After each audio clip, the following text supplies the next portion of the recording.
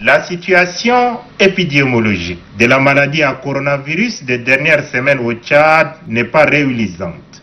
Ce mercredi 23 septembre, sous la direction du ministre des Affaires étrangères, l'ambassadeur Amin Abba Siddiq, le comité de gestion des crises sanitaires a fait parler les chiffres. Nous avons eu 26 cas dans la semaine, on est passé à 42 et puis à 68 cette semaine.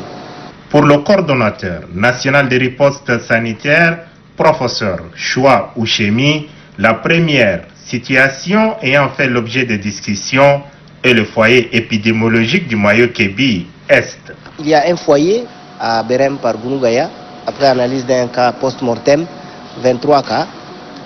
Successivement, nous avons enquêté sur les contacts de ces cas et les contacts des contacts. Et globalement, nous avons réalisé plus de 900 échantillons en partant d'un seul cas positif.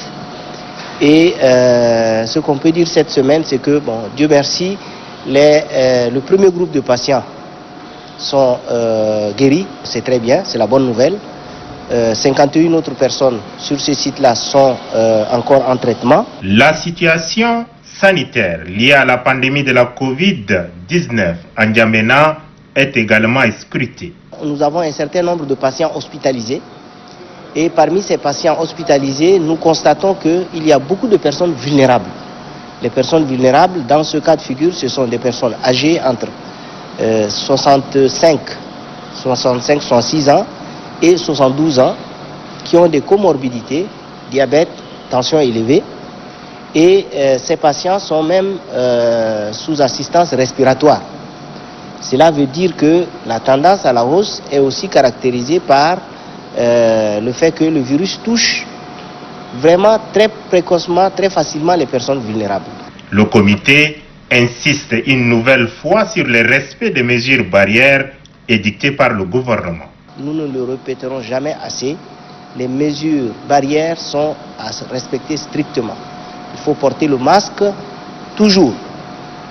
Il faut se laver les mains fréquemment à l'eau et au savon et respecter la distanciation sociale, c'est-à-dire rester à 1 mètre à distance les uns des autres quand on est en public.